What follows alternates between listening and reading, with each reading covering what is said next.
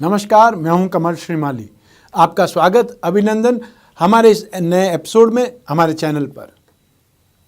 आज मैं बात कर रहा हूं नवरात्रि पर्व की, नवरात्रि के प्रत्येक दिन रहस्य की, कि किस मंत्र से, किस ध्यान मंत्र से, किस विधि से आपको पूजा उपासना करनी चाहिए और उस दिन पूजा उपासना से, मंत्र जाप से कौन सी मनोकामना आपकी पूर्ति हो सकती है, कौन सी आपकी इच्छा पूरी हो सकती है। नवरात्रि का पर्व बड़े ही धूमधाम से, उल्लास से मनाया जाता है। नवरात्रि के 9 दिन माँ जगदम्बा के दिन माने जाते हैं। इन 9 दिनों में माँ की पूजा, अर्चना और उपासना सब की जाती है। माँ दुर्गा शक्ति का प्रतीक है। शक्ति ही शिव का आधार है। शक्ति के बिना शिव अपूर्ण है और तभी शिव शक्ति है। और तभी वे अर्धनारीश्वर हैं।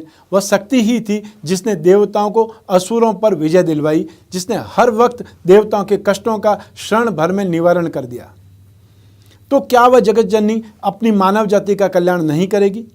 बिल्कुल करेगी, क्योंकि हम किसी न किसी रूप में उसी के अंश हैं। आवश्यकता है पूर्ण श्रद्धा और आस्था से माँ की पूजा अर्चना और सच्चे हृदय से उससे प्रार्थना करने की। लगभग सभी धर्मों के लोग माता की पूजा अपने अपने तरीके से करते हैं। कुछ लोग मंदिर जाकर के पूजा करते हैं, कुछ लोग शक्तिपीठ जाते हैं, कुछ लोग व्रत करते हैं और कुछ अपने ही घर में व्रत पूजा उपासना करते हैं। यदि आप भी अपने घर में ही माता की पूजा, व्रत, साधना, उपासना और मंत्र साधना करना चाहते हैं तो आपको नवरात्रि से पहले अर्थात सर्वपितृ अमावस्या के पहले ही इस संबंध में तैयारी पूरी कर लेनी चाहिए। आइए अब बात करते हैं नवरात्रि के पहले दिन की। भौतिक और आध्यात्मिक समस्त इच्छाओं को पूर्ण करने के लिए इस दिन शैलपुत्री की पूजा उपासना साधना की जाती है। नवरात्रि के पावन पर्व पर 9 दुर्गाओं में सबसे पहला नाम अतः सर्वप्रथम हिमालय की पुत्री भगवती शैलपुत्री का नाम आता है। माँ दुर्गा ने देवासुर संग्राम में पहले दिन शैलपुत्री का रूप धारण करके असुरों का संहार किया था। इस भगवती के दाहिने हाथ में त्रिशूल और बाएं हाथ में कमल का पुष्प सुशोभित है। वृषभ पर स्थित वृषभ अर्थात बैल पर स्थित माँ नव दुर्गाओं में प्रथम दुर्गा है। अपने पूर्व जन्म में ये दक्ष प्रजापति की कन्या के रूप में पैदा हुई थी। तब इनका नाम सती था। इनका विवाह भगवान शंकर से हुआ था। शैलपुत्री माँ अनंत शक्तियों की स्वामिनी है। योगी और श्रेष्ठ साधक नवरात्रि के पहले दिन इनकी उपासना, पूजा, साधना करके अपने मन को मूलाधार चक्र में स्थित करते हैं या वहाँ तक लाते हैं। यहीं से उनकी योग साधना का प्रारंभ होता है। भौतिक और आध्यात्मिक सभी प्रकार की इच्छाओं को कंप्लीट करने के लिए, पूर्णता देने के लिए यह साधना बहुत महत्वपूर्ण है। विधान पूर्वक साधना संपन्न करके कोई भी साधक, कोई भी व्यक्ति, कोई भी उपासक सभी प्रकार की मनोकामनाएं पूर्ण कर सकता है, पूरी कर सकता है। अब जब इतना महत्वपूर्ण है और इतना महत्व है इनकी पूजा, साधना, उपासना का, तो क्या आप नहीं चाहेंगे कि आप भी पूजा साधना करें? हर व्यक्ति का मन चाहता है कि मैं भी किसी न किसी सही ढंग से विधि विधान पूर्वक पूजा उपासना करूं। तो इसका साधना विधान क्या है? साधना विधान बहुत ज़्यादा क्लिष्ट नहीं है, बहुत ज़्यादा कॉम्प्लिकेटेड नहीं है, बहुत सिंपल सा है, जो आपको बहुत सरल शब्दों में समझाने का प्रयास कर रहा हूँ। सर्वप्रथम अर्थात सबसे पहले भगवती शैलपुत्री की कोई तस्वीर लानी है।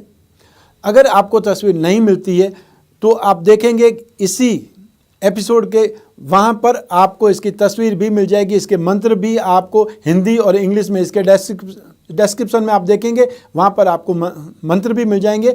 और जो शैलपुत्री की फ़ोटो है वो आप आइकन पर देखेंगे अर्थात थंबनेल पर देखेंगे, वहाँ उनकी फ़ोटो भी है। आप वो फ़ोटो भी बड़ी कर सकते हैं, उसकी भी फ़ोटो या फ़ोटो फ्रेम बनवा सकते हैं, चित्र बनवा सकते हैं। तो सबसे पहले भगवती शैलपुत्री की तस्वीर स्थापित करनी है और फिर उसके नीचे लकड़ी की चौकी पर अर्थात जो आप तस्वीर स्थापित करेंगे, एक चौकी लेंगे, पट्टा लेंगे, हमारे यहाँ पट्टा बोला जाता है। तो लकड़ी की चौकी पर लाल कपड़ा बिछाना है।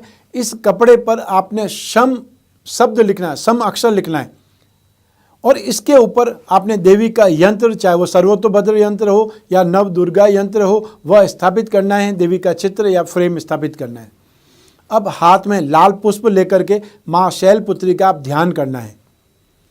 ध्यान का मंत्र इस प्रकार है, वंदे वांछितम लाभाय चंद्रार्कत शेखरम वृषारूढ़ा शूलधराम शैलपुत्रीम यशस्विनीम। मंत्रोच्चार के बाद में उस सर्वतोभद्र यंत्र या भगवती की जो प्रतिमा है, शैलपुत्री की प्रतिमा है, उसका चित्र है, वहाँ पर आपने पुष्प को अर्पित कर देना है। इसके पश्चात में जो भी प्रतिमा है या जो यंत्र आपने स्थापित किया है उसको पंचोपचार पूजन करना है, अर्थात उसको धोना है, पोंछना है, वापस बिंदी तिलक लगाना है, वापस नाड़ा चढ़ी कलावा या जिसे मौली कहा जाता है वो चढ़ाना है, भोग लगाना है। लेकिन सबसे पहले जब भी पूजा आरंभ करें दीपक जरूर प्रज्वलित करें। यह दीपक घी का ही चलना चाहिए, अर्थात घी का ही दीपक होगा, यह ध्यान रखिएगा।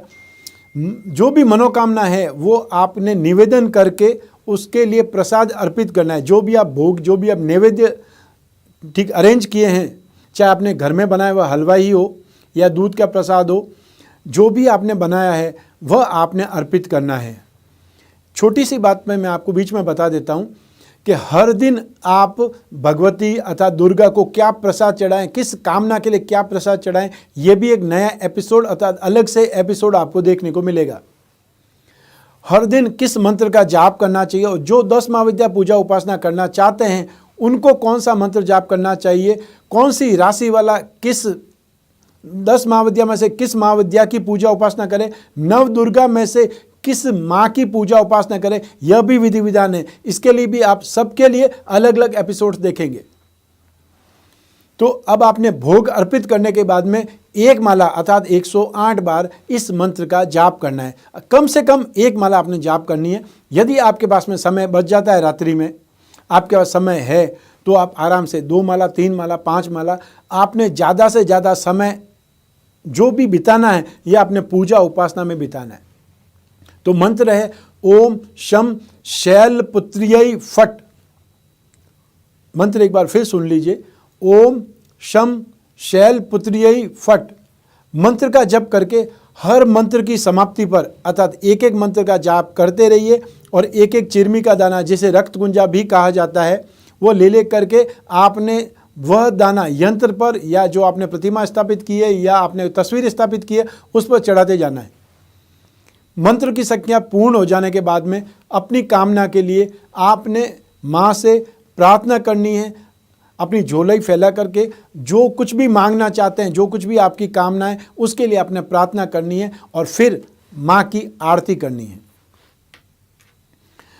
इस प्रकार आप नवरात्रि का पहले दिन की जो पूजा उपासना है वह आप कर पाएंगे।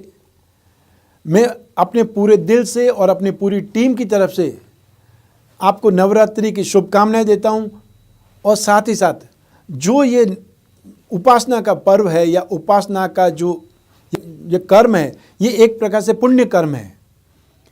तो जो ये मैं आपको कर्म बता रहा हूँ इससे आपको पुण्य मिलेगा, लेकिन उसका पुण्य का कुछ % या कुछ प्रतिशत का भागीदार मैं भी रहूँगा। अर्थात एक प्रकार से मेरी भी ये इच्छा है कि मुझे भी आपकी पूजा उपासना का पुण्य का कुछ % मिले। आप इससे मेरा स्वार्थ भी कह सकते हैं। तो मेरा ये प्रयोजन है वो मेरी स्वार्थ सिद्धि भी है, मेरी इच्छा भी है कि आप सब लोग पूजा उपासना करें और आपका यदि 1% भी मिल जाएगा तो मेरी झोली तो पूरी भर जाएगी। दिल से दुआ देता हूं कि आप स्वस्थ रहें, प्रसन्न रहें, अपना, अपने बच्चों का, अपने घर के बुजुर्गों का बहुत बहुत ख्याल रखें और साथ ही साथ इस नवरात्रि में जितना हो माँ की भक्ति करें, क्योंकि हर दिन महत्वपूर्ण है। एक एक क्षण हम अपनी ज़िंदगी का अंत करते जा रहे हैं, तो कब हम इच्छा करेंगे कि हम पूजा उपासना करें। सब लोग एक ही बात सोचते हैं कि हम सब मॉडर्नाइजेशन के युग में हैं, बच्चों को सिर्फ और सिर्फ मॉडर्नाइजेशन सिखा रहे हैं कि नहीं, बच्चों को तो समय ही नहीं है, बच्चे तो भगवान की आरती करते ही नहीं, इनको बार बार समझा के थक गए। ये आपकी गलती है। यदि आपने बच्चों को नहीं सिखाया तो वो अपने बच्चों को आगे नहीं सिखा पाएंगे। और हर व्यक्ति मॉडर्न है, आपको भी समय अगर मिल जाए, आपको भी साधन मिल जाए, आप भी मॉडर्न हो सकते हैं। कोई ज़रूरत नहीं है कि आप हर व्यक्ति परंपरावादी ही रहे। मॉडर्न बनने की जो ही कोशिश करेगा वो लोगों से आगे निकल सकता है, लेकिन हमारे अंदर इच्छा होनी चाहिए कि हम अपना धर्म नहीं भूलें, अपने संस्कार नहीं भूलें, अपनी परंपराएं नहीं भूलें। और ये सब चीज़ याद करके आप हमेशा अपनी जो भी जिसको आप परंपराएं बोलते हैं, जिसको आप पूर्वजों की पूर्वजों का कर्म बोलते हैं, जिसको जीन्स का दोहराना बोलते हैं। लोग बोलते हैं आप एकदम अपनी माँ की तरह दिखती हैं, कोई बोलता है एकदम चेहरा आपके पिताजी की तरह दिखता है। तो ये हमारे जीन्स हैं, ये हमारी परंपरा है, ये हमको संस्कार मिले हुए हैं। तो जो कुछ भी हमारे जो पूर्वजों में था वही तो हमको मिला हुआ है। तो हम उसको धीरे धीरे करके ख़त्म करते जा रहे हैं, और यही हमारी सबसे बड़ी कमी है, यही हमारी सबसे बड़ी गलती है। और ये गलती आगे नहीं दोहराना है, इस गलती को यहीं पर रोकना पड़ेगा, यहीं पर हमने ख़त्म करना पड़ेगा। और वापस हमें, यदि सब तरफ हमें शांति चाहिए, भाईचारा चाहिए, हमें एक अच्छा एनवायरनमेंट चाहिए, तो हमें पूजा उपासना में लगना ही चाहिए। क्योंकि अल्टीमेटली दो ही पूजा है, या तो शिव की पूजा होती है, शक्ति की पूजा होती है, या मेल की पूजा होती है, फीमेल की पूजा होती है, या तो पॉजिटिव की पूजा होती है, नेगेटिव की पूजा होती है। तो सारा संसार इन दो चीज़ों से ही चलता है। तो ये जो समय है ये माँ की पूजा उपासना का है। माँ की पूजा उपासना पूरे दिल से करें। और साथ ही साथ आप सभी को नमस्कार, सभी को शुभकामनाएं।